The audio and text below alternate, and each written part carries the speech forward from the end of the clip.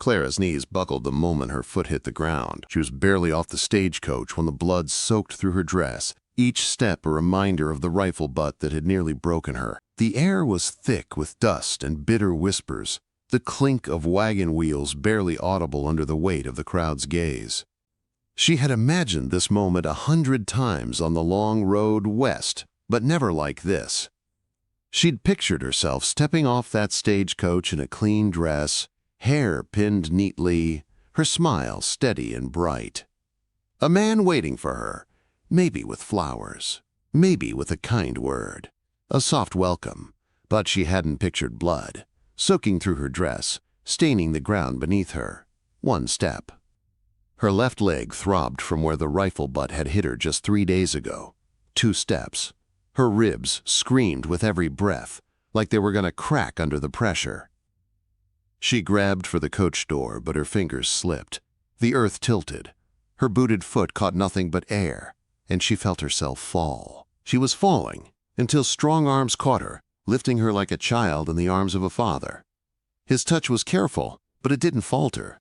He steadied her as the world spun. "I have you," he said, the words low and steady, like the man had been waiting his whole life to say them to her. It stopped her heart. Clara's breath hitched as her vision blurred, but then her eyes focused. She looked up into the face of the man who had caught her. Not handsome, not the way she'd imagined, but something more, something better. His hair was dark, going silver at the temples, his face weathered from years under the sun. He wasn't some polished stranger who would look at her and turn away. He was something solid. "You're safe now," he added, his voice rough like he meant every word. Safe? The word felt foreign. Clara opened her mouth to respond, to question how safety could ever feel real again. But someone in the crowd spoke first. A woman's voice, sharp with judgment. "Damaged goods." Another voice followed, a man's low mutter. "Garrett's gonna want his money back." Quote. Clara's chest tightened, the weight of their cruel words settling on her shoulders like a stone. She tried to pull away from the stranger's arms, tried to stand on her own, but the pain in her leg wouldn't let her. Her body trembled, giving up on the pretense of strength. "Easy," the man said, his grip tightening just enough to steady her.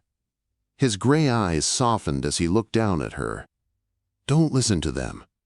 "They're right," Clara whispered, barely able to speak through the lump in her throat. "I'm not what you expected." "Alive," he said, like that was the only thing that mattered. "You're alive." He lifted her then, before she could protest, before she could argue. He lifted her without hesitation, like she weighed nothing at all, and carried her past the whispering crowd. Clara kept her cheek pressed against his shoulder, because it was the only steady thing in a world that refused to stop spinning. His scent lingered in her mind, leather, pine, and something clean, like freshly washed linen. She could feel the roughness of his shirt, the warmth of his chest beneath it. Everything about him felt real, and for the first time in days, she let herself believe in something other than survival. "I'm sorry," she whispered as they walked. "I'm so sorry." "Stop that," he said, his voice gentle but firm. "You didn't do anything wrong." They passed the general store, the saloon, a crooked church with its crooked steeple. The town blurred by in a haze, each building a blur of faded paint and harsh edges. Clara stared at it all as though it was a dream, a nightmare she was still trapped in. "Where are you taking me?" she asked, her voice small. "Doc Brennan's," he replied. "He'll fix you up." For a moment, there was silence between them. His boots hit the ground with a steady rhythm, like time itself was slipping away. Then he spoke again, his voice quiet. "And then we figure out the rest." The doctor's office was small, the walls bright and white, with the scent of antiseptic hanging in the air. The man set Clara down carefully on the narrow examination table, then stepped back, watching her like he wasn't sure what to do next. He didn't leave, though. He stood by the door, arms crossed, his eyes locked on her, as if he was making sure she wouldn't slip away. Doc Brennan was quick with his hands, old and steady, his movements practiced from years of tending to wounds. Clara bit her lip and focused on the ceiling as he examined her ribs, wrist, leg. She barely felt the pain anymore. It was just a dull ache in the background, like it belonged to someone else. The doctor's brow furrowed when he looked at her leg. "Rifle butt?" he asked, eyes flicking to the man by the door. Something passed between them, but the man didn't move. "You're lucky it didn't shatter the bone," Doc Brennan muttered as he wrapped her leg with quick, efficient movements. "You've been through a lot," the doctor said, giving her a stern look. "When did you last eat?" Clara thought for a moment, but the truth was, she couldn't remember. "Long time, huh?" Doc Brennan continued, shaking his head. "You need to rest. I'll give you something for the pain. You need strength. Water, clean those cuts. And," he looked at the man again, "where's she staying?" Quote, "With me," the man said. His voice left no room for argument. Clara's heart skipped. She didn't want to be anyone's responsibility, but she knew better than to protest. The man wasn't asking. "I don't want to be a burden," she said quietly. "You're not a burden," the man said simply. "You're alive. That's enough for now." Clara's mind buzzed with the remnants of her injury as the man, Eli, as he had introduced himself, guided her gently out of the doctor's office and into the cool evening air. The sun was dipping below the horizon, painting the sky with streaks of orange and purple. But Clara barely noticed it. Everything was still spinning, a whirl of pain and confusion. She let herself be led, her legs unsteady beneath her, her mind too clouded to make sense of anything. They walked in silence for a while, the sound of their boots on the frozen ground, the only noise between them. Eli's pace was steady, matching hers, as though he knew she couldn't keep up. When they reached the edge of town, Clara hesitated. She could feel the weight of every judgmental stare still burning in her mind, and though they were far from the crowd now, the whispers lingered. "What kind of man are you?" she asked suddenly, her voice cutting through the silence. "Why did you help me?" Eli didn't answer at first, but his eyes were sharp, catching the last light of the day. He looked at her, not with pity, but something deeper, something that made her feel, for a fleeting second, like she wasn't just a victim. "I'm not a good man," he said quietly, his voice low and steady. "But I know what it's like to have nobody, to have everything taken from you and not know where to turn. When I saw what they did to you, I couldn't turn away, not when I knew what it felt like to be helpless." Clara looked up at him, the words he spoke echoing in the hollowness she felt. Her chest tightened, a sharp ache she couldn't name. She had been running from this feeling for so long, the need for something, someone, to catch her when she fell.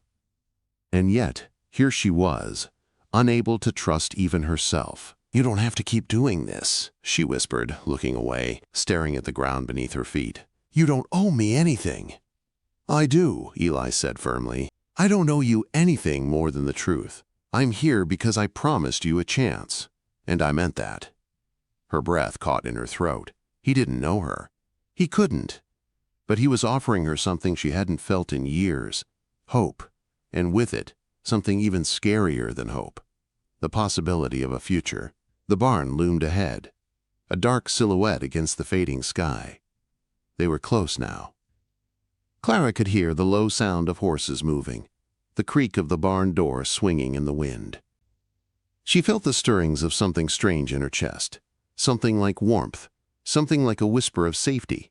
It wasn't much, it wasn't everything, but it was something. And that was enough for now. Inside the barn, the light was dim, but warm. The horses shifted in their stalls, and the scent of hay and leather filled the air. Eli helped Clara onto a bench near the fire, but she could feel the tension in his every movement. His gray eyes lingered on her, studying her in a way that made her feel exposed, but not unwelcome. "I've got food if you're hungry," Eli offered, though his voice lacked its usual steadiness. It cracked slightly at the edges, as if he, too, wasn't entirely sure how to proceed. Clara nodded silently, but she didn't reach for the food. She couldn't. Her stomach twisted into knots, and though she hadn't eaten in what felt like days, the thought of eating made her feel sick. She wasn't sure what scared her more, the emptiness in her stomach, or the feeling that Eli might be her only chance at salvation. and she wasn't ready to believe in salvation. "You'll need your rest," Eli said, looking at her with quiet concern. "There's a room upstairs. It's not much, but it's yours." Clara felt a flutter in her chest. She couldn't explain it, but there was something in the way he spoke, in the way his hand lingered by hers, that made her want to believe him. "I don't want to be a burden," she whispered. Eli's eyes softened, and for a moment, the hardness of his face disappeared, replaced with something human. He stepped closer to her, slowly, carefully, as though testing the space between them. "You're not a burden," he said firmly. "You're alive. And that's all that matters right now."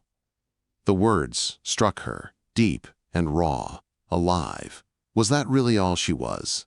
Was that all she had left to hold on to? She thought about what had happened in the last few days, the brutal force of the men who'd hurt her, the way they had taken everything she thought she had.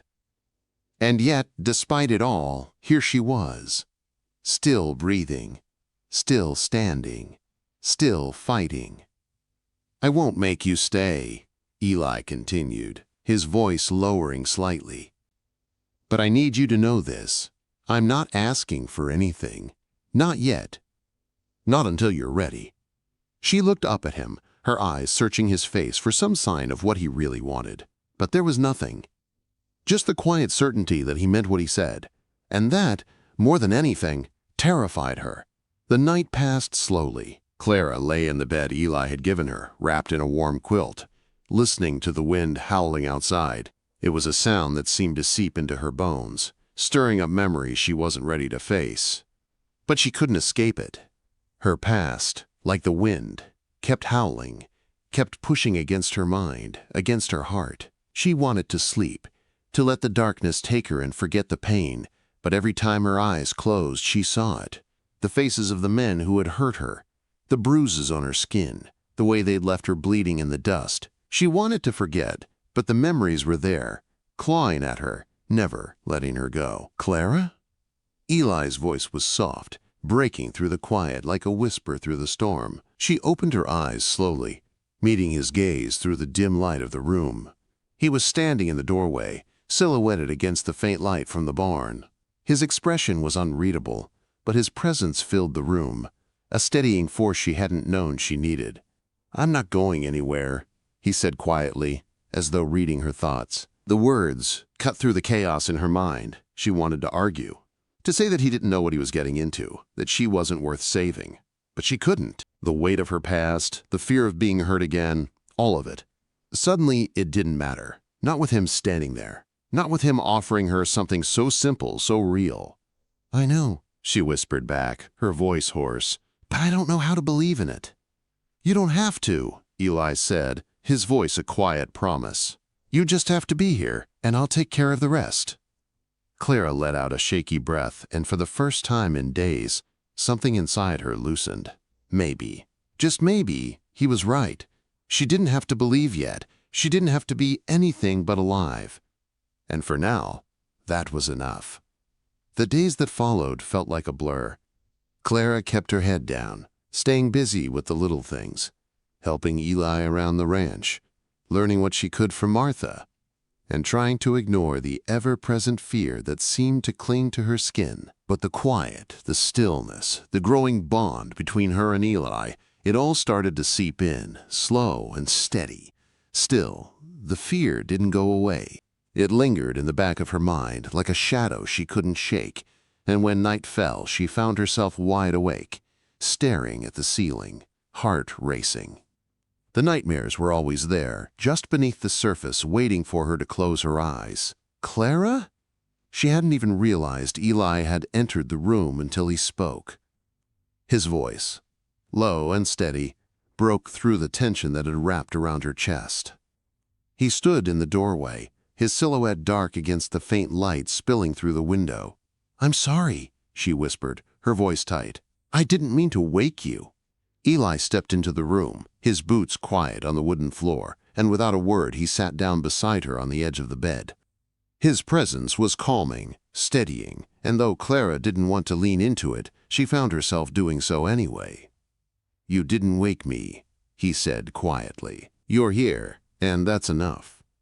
It's not easy, I know that." Quote. Clara turned her head to look at him, searching his face for something, anything, that would make sense of the emotions swirling inside her. But he only gave her a quiet, understanding smile. "I know it's hard," he said, his voice soft, "but I'm not leaving you." She swallowed, her heart thudding in her chest. "I'm not used to people not leaving." Eli's eyes softened. He reached out and took her hand, squeezing it gently. "You're not alone anymore, Clara," he said. His words like a promise, but something in his eyes flickered, something that made her believe he knew exactly what she was feeling. But just as she was about to speak, the faint sound of hooves reached her ears. The rhythmic clip-clop grew louder, echoing in the quiet night. "Eli!" Clara's voice trembled as she looked at him. The fear that had been simmering beneath the surface surged again, raw and unfiltered. Eli's expression shifted, his jaw tightening. He stood up, still holding her hand, and pulled her to her feet with surprising gentleness. "Stay here," he said. "I'll check it out." Quote. Clara's heart raced as Eli moved toward the door, his steps steady but filled with purpose. She wanted to protest, wanted to beg him not to go.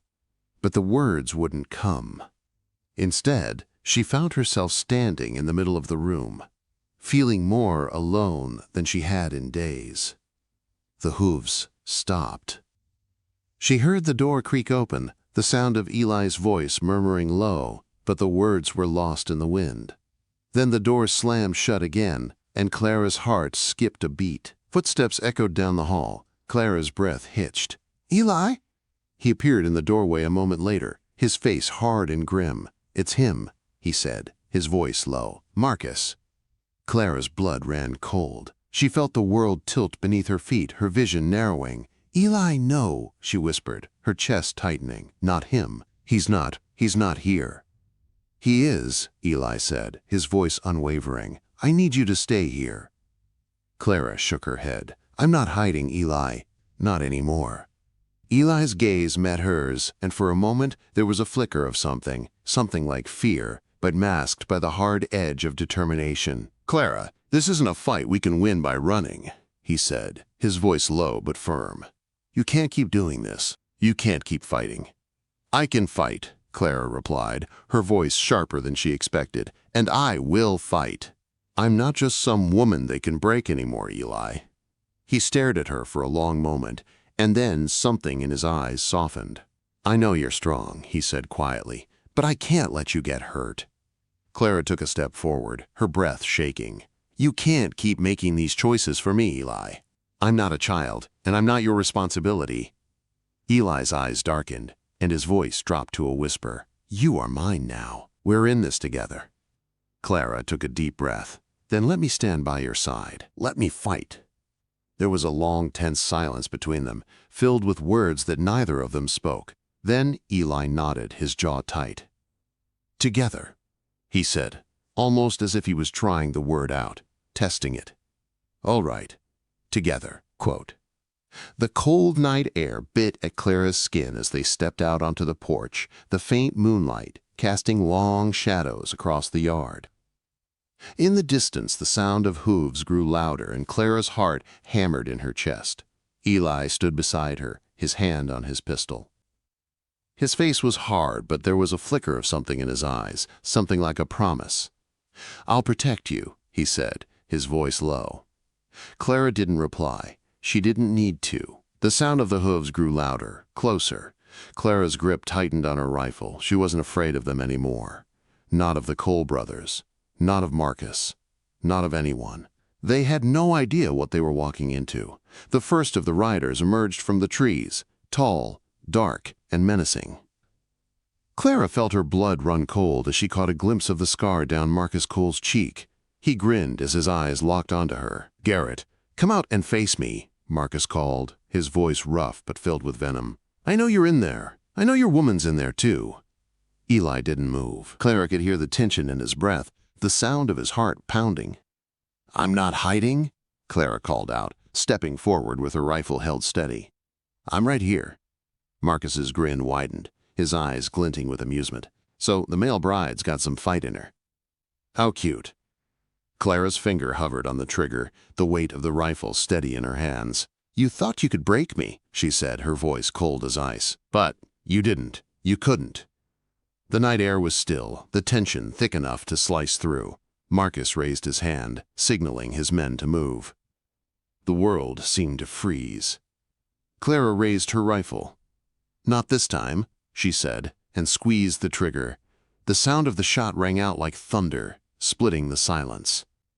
And the fight began. The shot rang through the cold night air, sharp and loud, cutting the silence like a knife.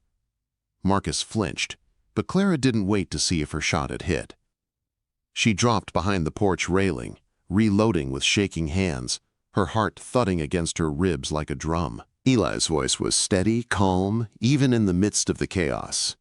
"Stay down," he ordered, his eyes scanning the trees where the riders had scattered.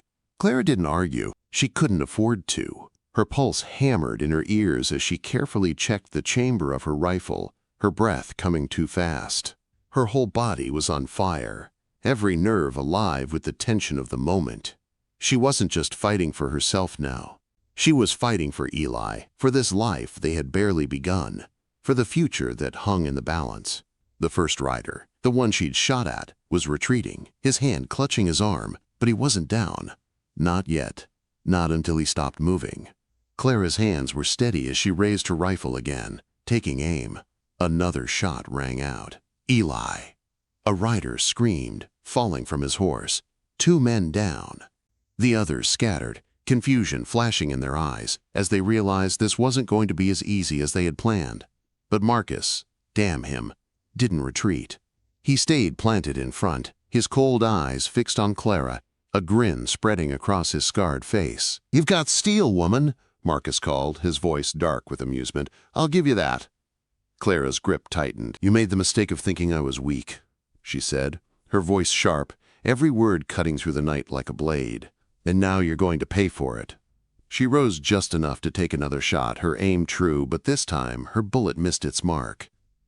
The rider ducked, and the moment of uncertainty was enough for Marcus to make his move.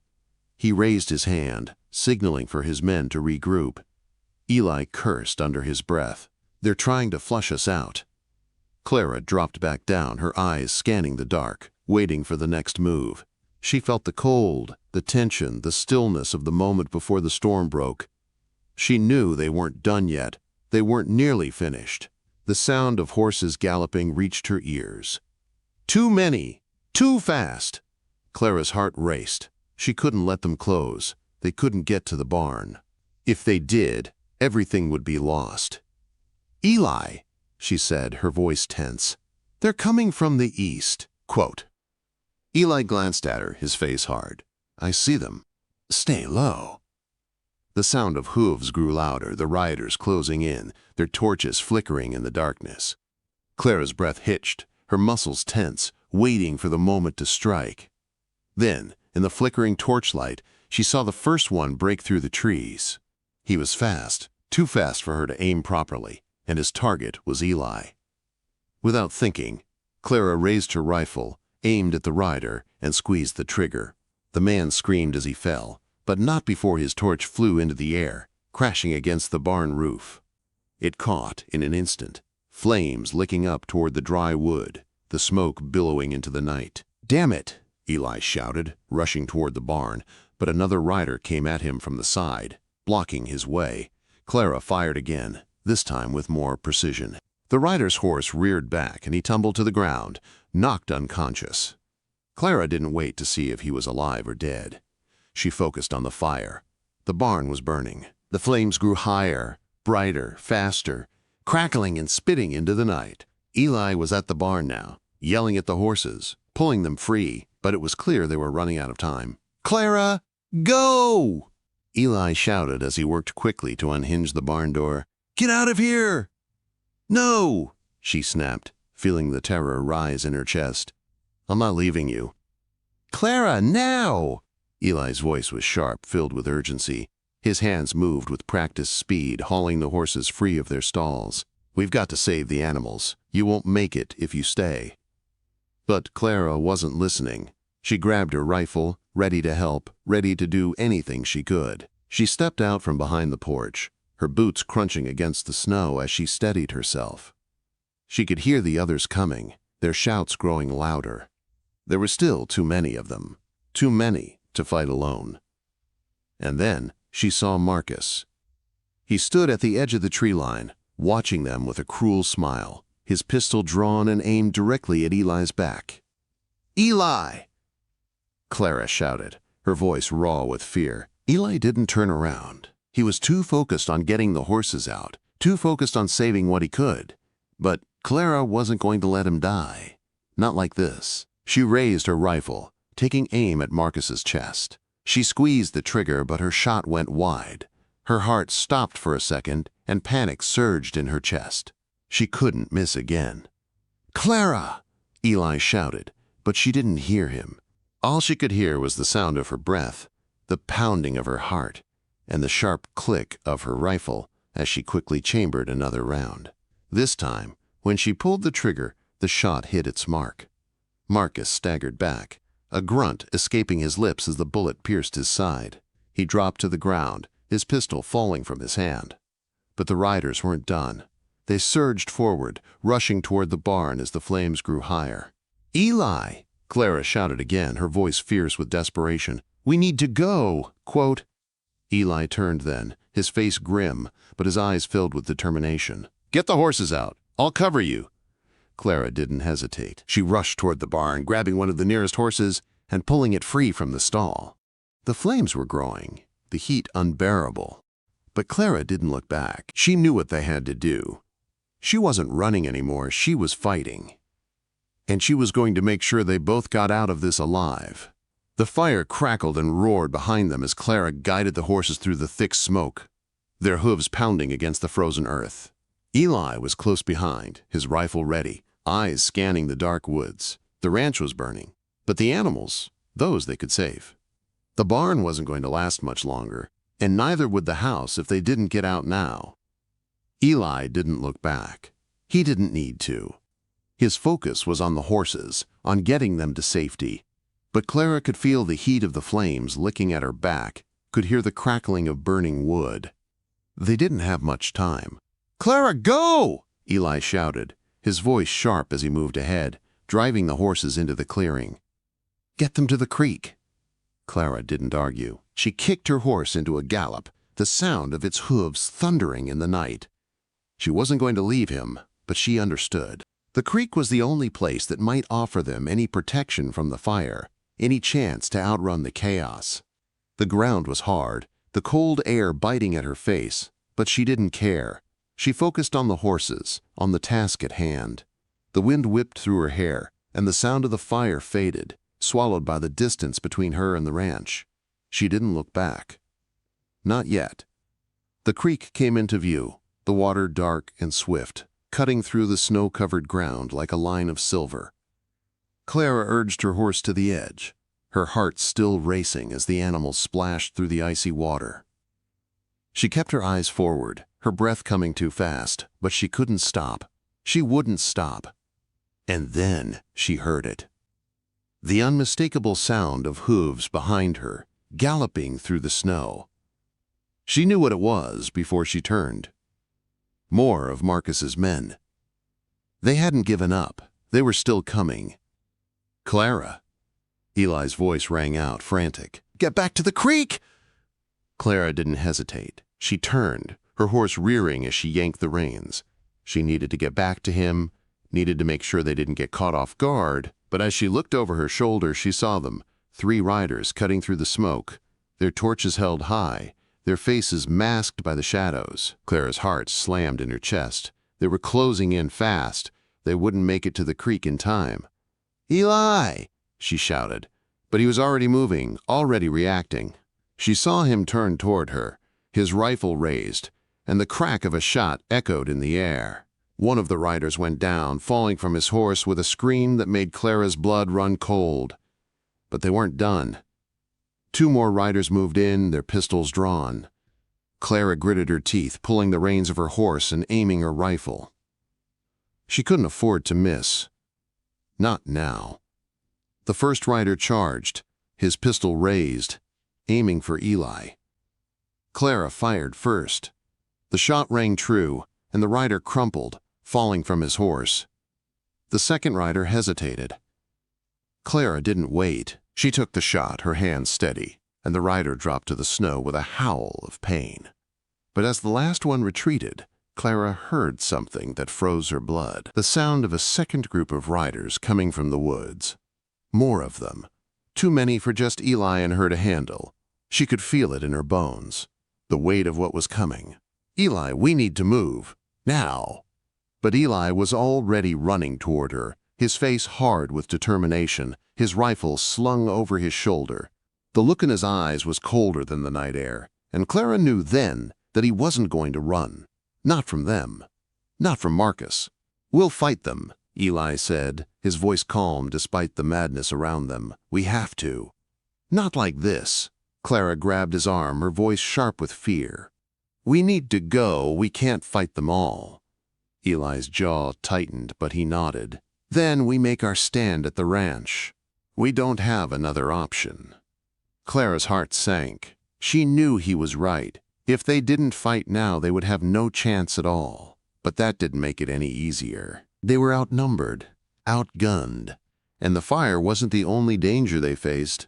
The men who were coming didn't care about honor, didn't care about fairness. They wanted blood. "Let's go, then," Clara said, her voice steady despite the fear that gripped her. Together. They turned back toward the ranch, the wind howling around them, and the fire still burning behind them, casting an eerie glow over the land. The flames were high now, licking the sky with their hunger. But they didn't look back. When they reached the ranch, the smoke was thick in the air, and the fire had spread to the roof. The house would be lost. There was no saving it. But they had other things to worry about now. Eli motioned for Clara to follow him inside. The windows were boarded up, the doors barricaded, but they both knew it wouldn't be enough to keep them out. They had to make their stand here, in the center of everything, where they could see their enemies coming.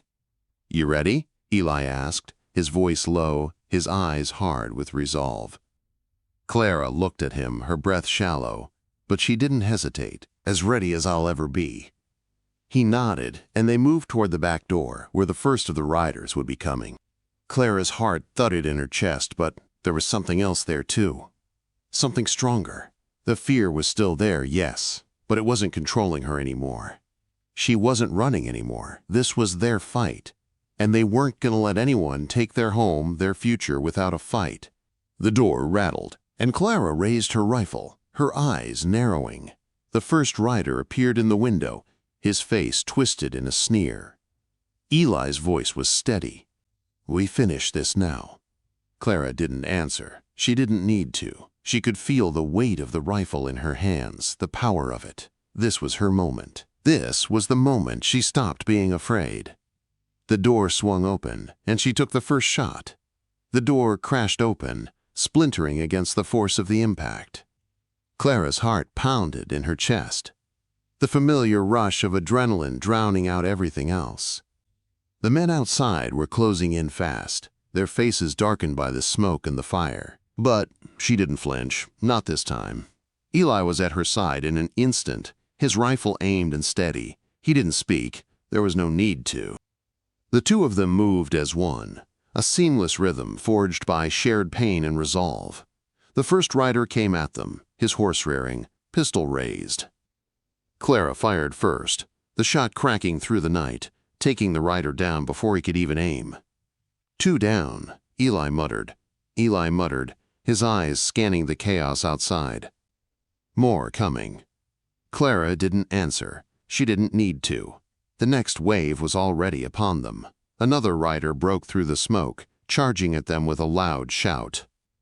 Clara ducked down behind the wall, reloading quickly, her breath shallow but focused.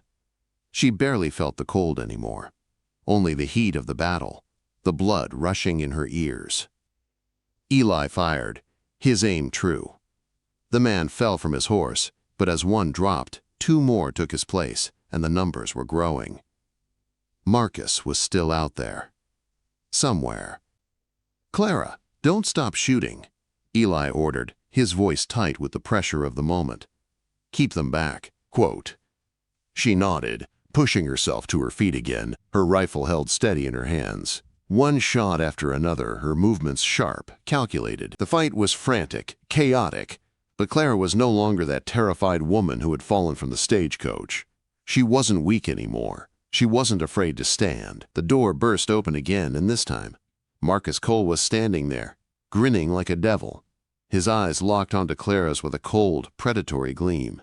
"Well, well," he sneered, his voice rough and dripping with malice. "The little bride's got some fight in her after all. I'm impressed." Clara's fingers tightened around the trigger, but Eli moved in front of her, his jaw set, his eyes cold. "You're finished, Marcus. Your men are dead. It's over." Marcus didn't flinch. He raised his pistol, aiming it straight at Eli. "Not yet," he hissed, his grin widening. "We're just getting started." Before Marcus could fire, Clara's voice rang out, fierce and determined. "Not this time." She took the shot.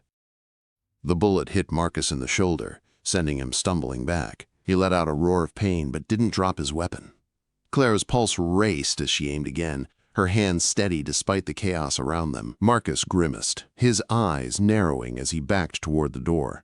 But Clara wouldn't let him escape. Not again. She fired one more time, and this time, her shot found its mark.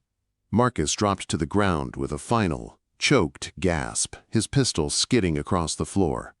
For a long moment, silence filled the space. The only sound was the crackling of the fire and the heavy breathing of the two survivors. Clara lowered her rifle, her chest heaving with the weight of what they had just done. Eli was the first to speak. "It's over." Clara looked down at Marcus, her breath shaky. "Is it? Really?" Eli turned to her, his eyes filled with something unreadable. Relief, maybe, but more than that. He reached out and took her hand, his grip firm and steady. "It is," he said quietly. "It's over." Quote. They stood in the doorway for a moment, looking out at the wreckage of the night. The dead men scattered across the yard, the burning remains of the barn, the crackling embers that would soon burn out. But for Clara, it was the stillness that mattered. The fight was over. And now she could breathe. The first rays of dawn broke through the smoke, casting a soft light over the ranch. Clara turned to Eli, her heart still racing, but somehow lighter than it had been since she stepped off that stagecoach. She didn't know what came next, what tomorrow held or the days after that. But for the first time, she wasn't afraid. Eli's fingers brushed against hers, a small but significant gesture. "You did good," he said, his voice low but filled with admiration. Clara met his gaze, her heart swelling in her chest. "We did good." He nodded, his face softening. "We're not done yet, though. We rebuild, we keep going. Together." Clara smiled, the weight of the last few days finally lifting. They were standing at the crossroads now, no longer running, no longer hiding. They were free to choose, and together they would choose to build something new, a life. "I think I'm ready for that," Clara said softly, her voice steady. Eli squeezed her hand. "You've been ready for a long time." She stepped forward, leaning against him, feeling the warmth of his presence, the certainty in the way he held her. "It's not just about surviving anymore," Clara said quietly. "It's about living. It's about fighting for what matters." "Yeah," Eli said, his voice rough with emotion. "And we've got something worth fighting for." They stood there for a long time, watching the sun rise over the ranch, knowing the hard work wasn't over. But it didn't matter anymore. They would face it together, side by side, because Clara Garrett had fallen. But she had gotten back up. And this time, she was ready to live. Epilogue. 2 years later, the ranch had become a thriving place, quiet, peaceful, but full of life. Clara had found a purpose in the land, in the work, in the family they were building together. And though the scars of the past still lingered, they no longer defined her. Eli was at her side, as he had always been, and together they had built something real, something lasting. Their love, forged in fire and hardship, had only grown stronger. And when people asked Clara how she had ended up in Red Bluff, she told them about a stagecoach and a robbery, about a man who had caught her when she fell. But what she never told them, what she kept just for herself, was that the hardest part of her journey wasn't the pain or the fear. It was learning to believe that she was worth saving. And in the end, it was Eli who had shown her that she was. Because the right person doesn't just save you. They stand with you. And that, Clara Garrett would tell them all, was worth more than gold. If you felt this tale in your heart, don't forget to like, share, and subscribe to Archives of the Wild West, where every story rides through the dust, the danger, and the kind of love that never dies. See you in the next tale, partner.